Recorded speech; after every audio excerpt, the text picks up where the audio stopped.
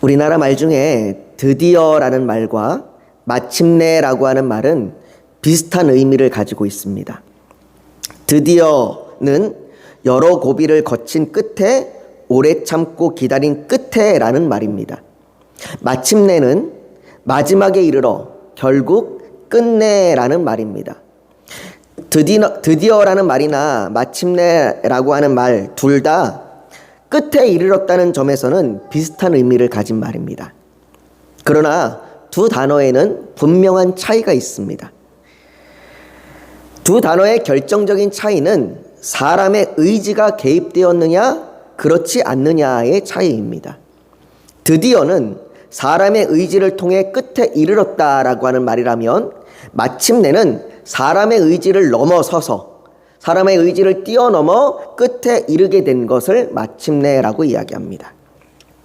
제가 오늘 말씀의 제목을 정하면서도 이 말씀의 제목을 정할 때 처음에는 그냥 로마에 도착하다라고 그렇게 말씀의 제목을 정했었습니다. 그랬다가 이 앞에 마침내라고 하는 단어를 첨가해서 붙이게 되었습니다. 그렇게 한 이유는 바로 이 마침내라고 하는 이 단어의 의미 때문이에요. 바울이 로마에 도착하게 된 것, 이 바울이 로마에 도착하게 된 건 단순히 바울의 의지 때문이 아닙니다. 내가 바울이 로마에 가야 되겠다라고 하는 자기의 굳은 의지 때문에 로마에 간 것이 아니라 그 자신의 바울의 의지를 넘어서서 그 하나님의 인도하심과 그 하나님의 뜻하심 가운데 그가 마침내 로마에 이르게 된 거죠. 그래서 오늘 제목을 마침내 로마에 도착하다라고 정하게 되었습니다.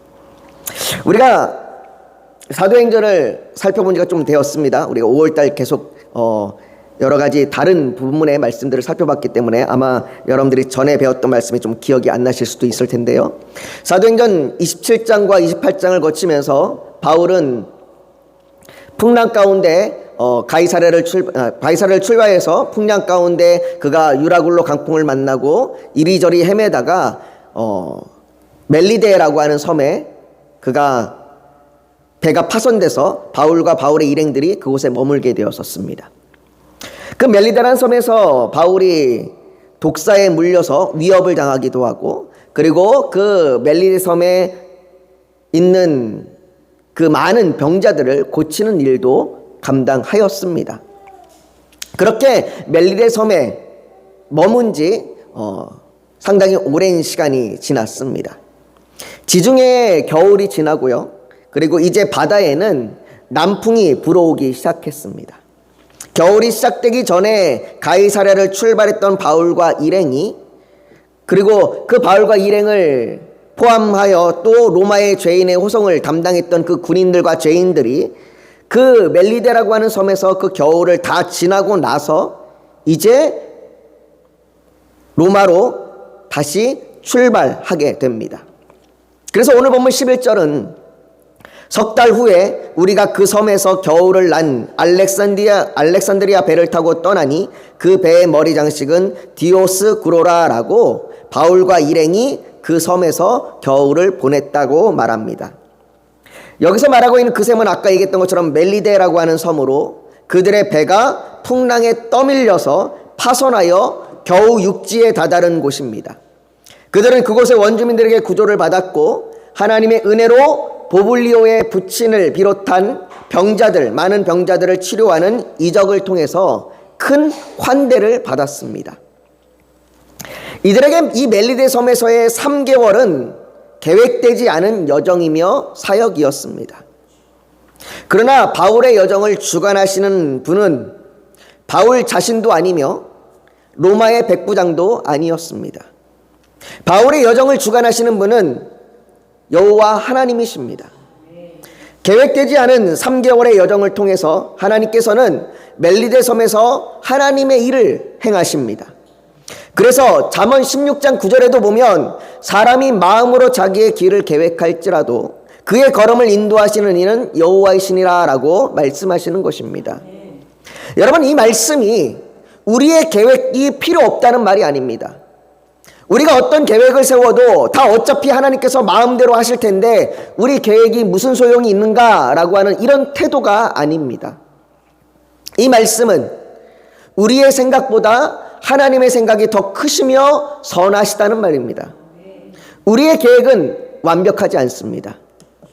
아무리 세밀하게 계획을 세워도, 아무리 치밀하게 계획을 세워도 실수가 생기고 뜻하지 않은 일들이 일어납니다. 단 하루의 계획을 세워도 말이죠. 여러분들이 오늘 아침에 일어나서 교회에 오기까지만 해도 여러분들의 생각대로 되지 않은 것들이 있었을 겁니다. 계획보다 자녀가 준비하는 시간이 더 걸리기도 하고 뜻하지 않게 차들이 막히는 경우도 있습니다.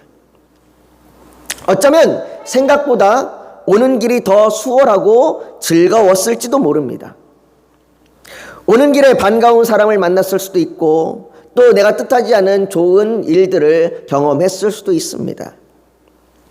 이처럼 단 하루의 계획도 우리의 뜻대로 되지 않는 부분이 더 많습니다. 그러면 더 큰, 하루보다 더 큰 한 달, 1년, 10년, 아니 우리 인생의 전체의 계획은 어떨까요? 내 생각대로, 내 계획대로 했지만 실수하고 실패하기도 합니다. 때때로 계속해서 생각나는 후회되는 일들, 상처가 되는 일들도 있습니다. 또 어떤 것은 전혀 뜻하지도 않았는데 전혀 다른 방향으로 일이 진행되기도 합니다. 저는 제가 목회를 하러 신대원에 갈 때도 마찬가지였어요. 저는 열심히 직장에서 일하고 있었기 때문에 제가 갑자기 신대원에 가게 될 거라는 건 전 그때 예상치도 못했습니다. 이처럼 우리의 삶의 방향은 우리가 뜻하는 대로, 우리가 계획대로 되지 않습니다. 우리의 계획과 우리의 생각보다 전혀 다른 일들로 진행되기도 합니다. 이런 모든 인생의 계획과 진행이 있어 우리의 생각보다 하나님이 더 크시고 선하시고 완벽하십니다. 하나님께서는 실수하심이, 실패하심이 없습니다.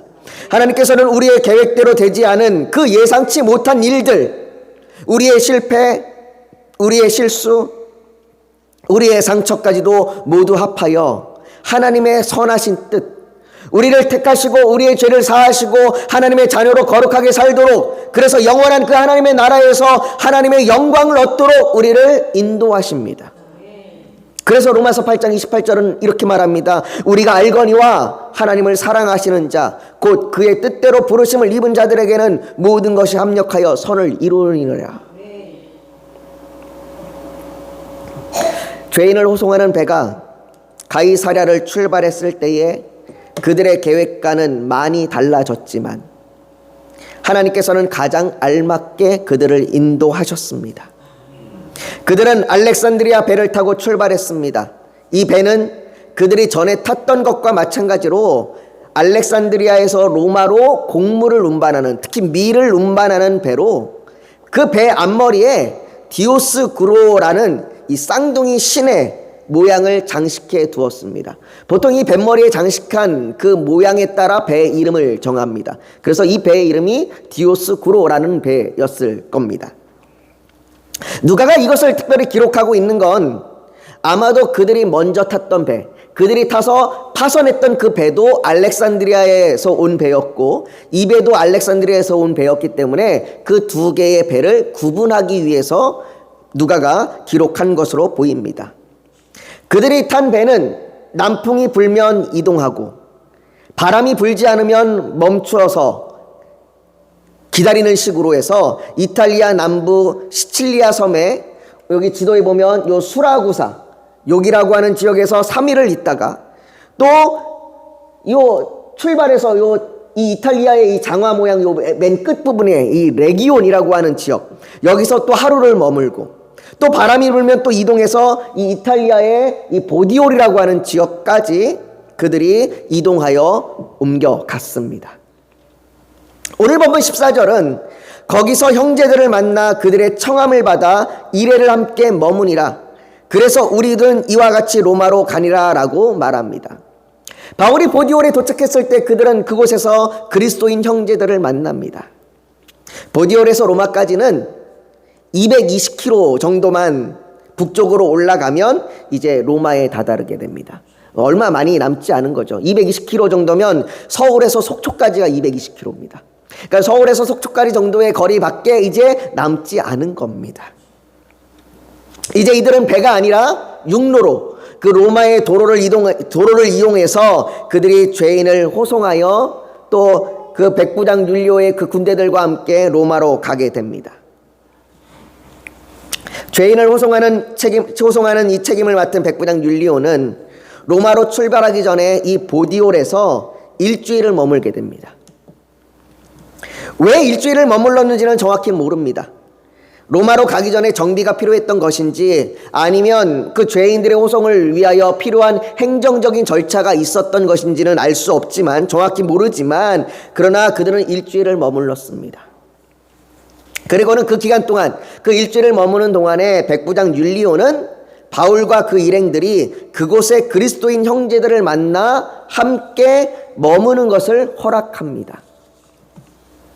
백부장 율리오의 이와 같은 배려는 이미 가이사랴를 출발하여 시돈 땅에 머물렀을 때에 그렇게 이미 한 적이 있습니다. 그러니까 뭐 이렇게 특별한 건 아니에요. 시돈 땅에 있을 때에 27장 3절에 보면 이튿날 시돈에 되니 율리오가 바울을 친절히 대하여 친구들에게 가서 대접받기를 허락하더니라고 이미 전에도 율리오가 이렇게 한 적이 있었습니다.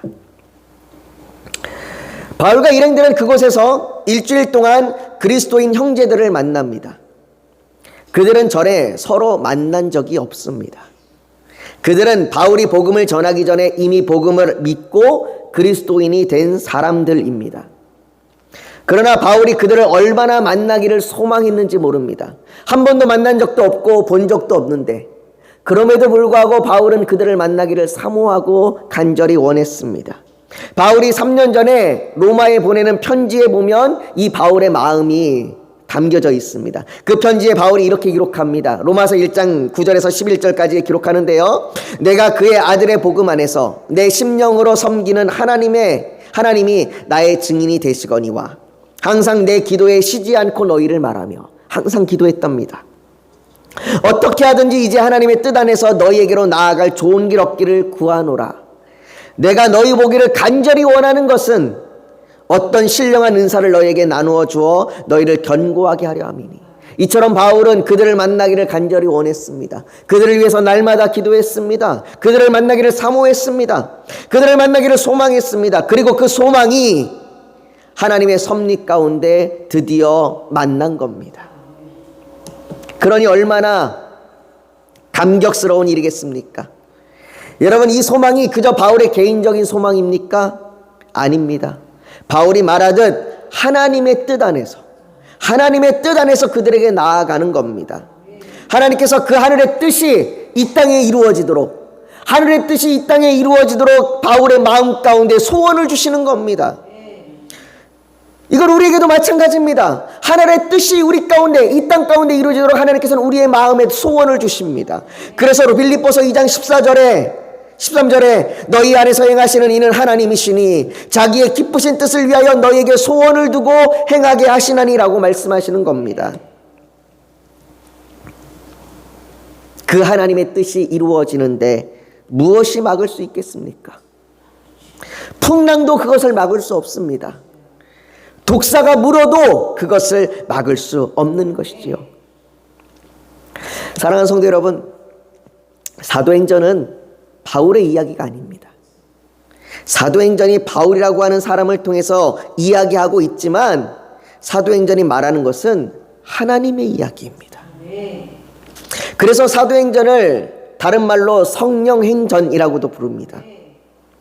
성령행전이라고 말하면 오순절 사건에서 일어나는 그 어떤 신비한 체험, 그것에 초점을 맞추려고 하는데 성령의 사역은 그런 신비한 체험이 초점이 아니라 예수 그리스도께서 이루신 구원의 사역을 그 하늘에 계신 우리 주님께서 성령님을 통하여 계속해서 이루어 가시는 것입니다. 이게 성령님의 사역이에요.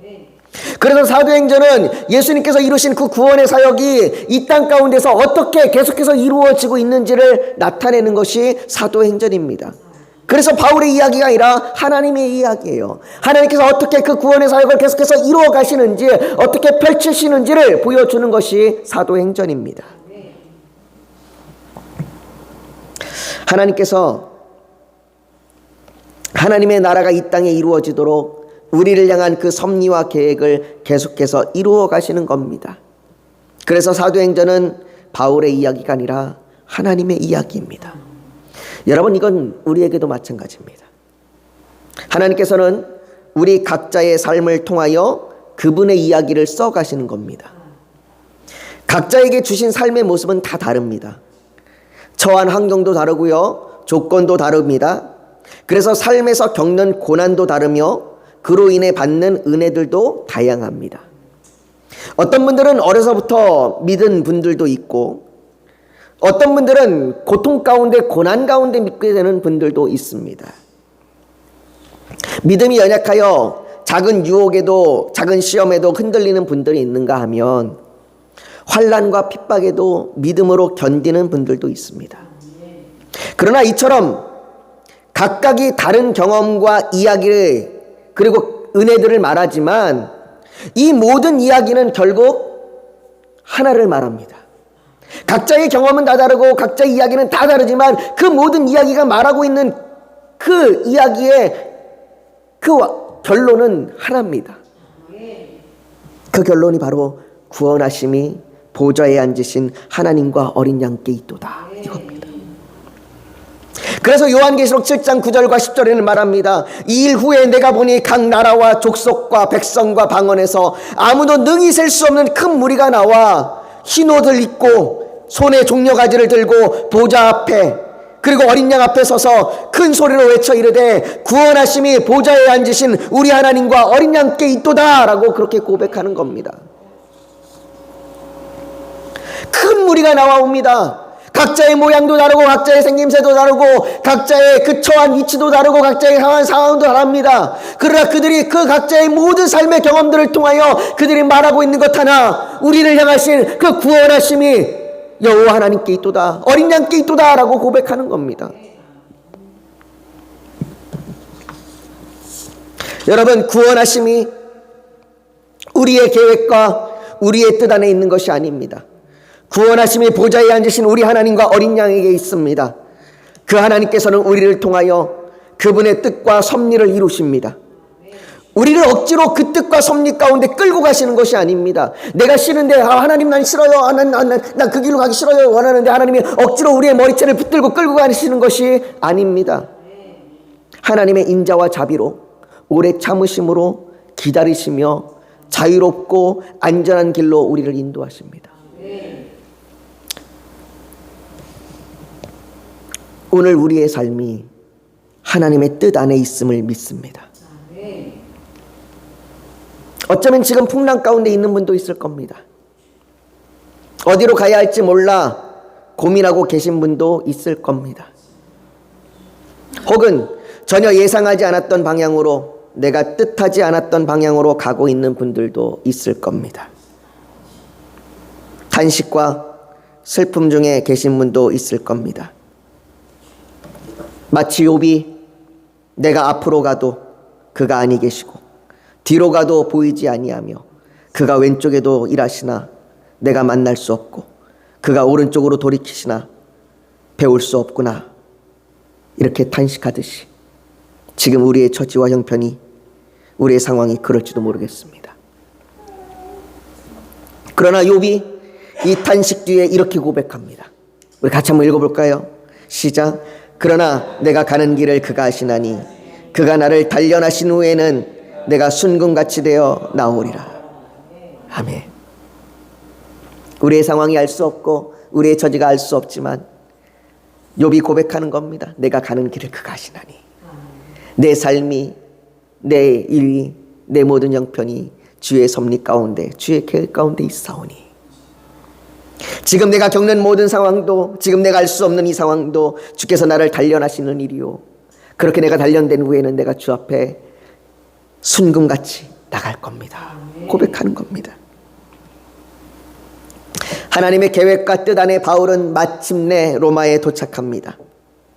바울과 일행이 보디오를 떠나 로마로 가는 그 길에 로마의 형제들이 바울을 맞으러 나옵니다.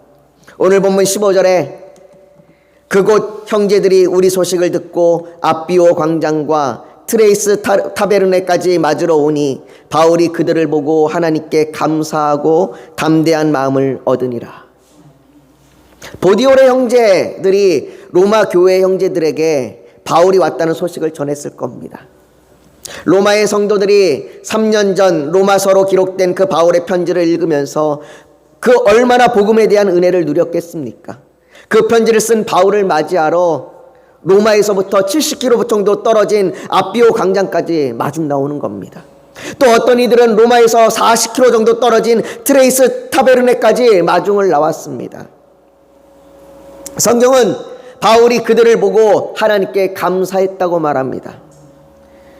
주님께서 바울에게 담대하라, 내가 예루살렘에서 나의 일을 증언한 것 같이 로마에서도 증언하여야 하리라 하시니라 라고 말씀하신 그때부터, 그 예루살렘에 있었던 그때부터 지금까지 수많은 고난과 죽음의 위협이 있었어도 모든 것이 하나님의 은혜임을 고백하는 겁니다.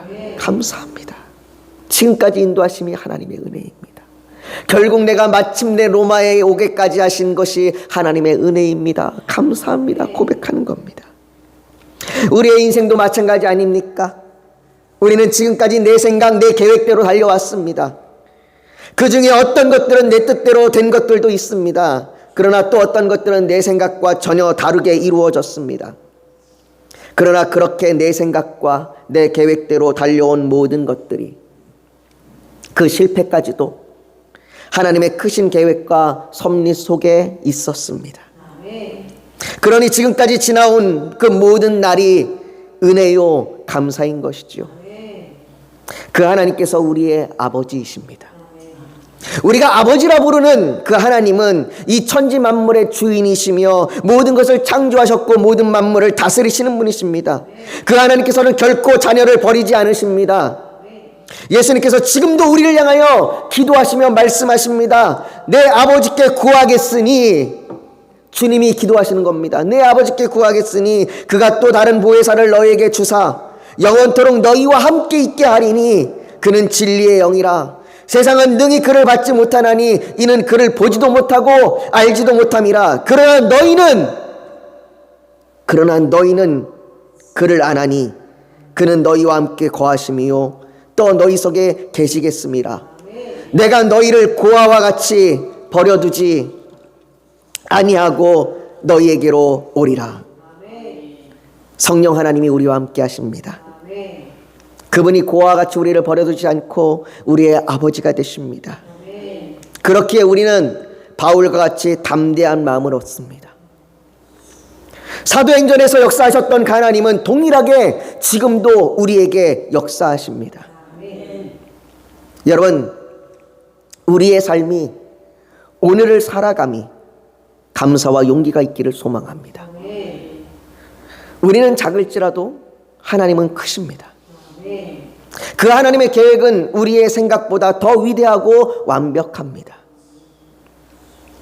우리의 삶의 모든 부분들마다 각자의 모양이 다르고 각자의 생각이 다르고 각자의 경험이 다르고 각자가 누리는 은혜가 다르지만 우리는 주님 앞에 설 때에, 마침내 우리가 주님 앞에 설 때에 우리가 구원하심이 보좌에 앉으신 우리 하나님과 어린 양께 있도다. 우리가 그렇게 고백할 겁니다. 그래서 오늘도 그 크신 하나님의 은혜로 인해, 그 하나님으로 인해 감사와 담대함으로 살아가는 저와 여러분이 되기를 간절히 소망합니다. 우리가 이 시간 그런 마음으로 주님 앞에 좀 기도하길 원합니다. 하나님, 우리가 살아가는 모습이 다르고 때로는 내 뜻대로, 내 경험대로, 내 계획대로 되지 않지만, 그러나 내 실패와 내 좌절과 내 눈물까지도 하나님의 모든 것을 다 통하여 하나님의 섭리와 하나님의 뜻을 이룰 줄 믿습니다. 그래서 우리가 마침내 주님 앞에 섰을 때에 구원하심이, 우리를 인도하심이 하나님과 어린 양께 있도다라고 고백하는 우리가 되게 하여 주시옵소서. 그래서 우리가 오늘 하루도 살아감이 하나님의 은혜요 감사함이요 용기요 담대함으로 살아가게 하여 주시옵소서. 하나님이 우리와 함께 하십니다. 우리 아버지신 그분이 우리와 함께 하십니다. 우리를 버리지 않으십니다. 우리가 그 주님을 의지합니다. 주님, 우리와 함께 하여 주시옵소서. 우리가 이 시간 그렇게 주님 앞에 간절히 부르짖어 기도하며 나아가길 원합니다. 같이 기도하겠습니다.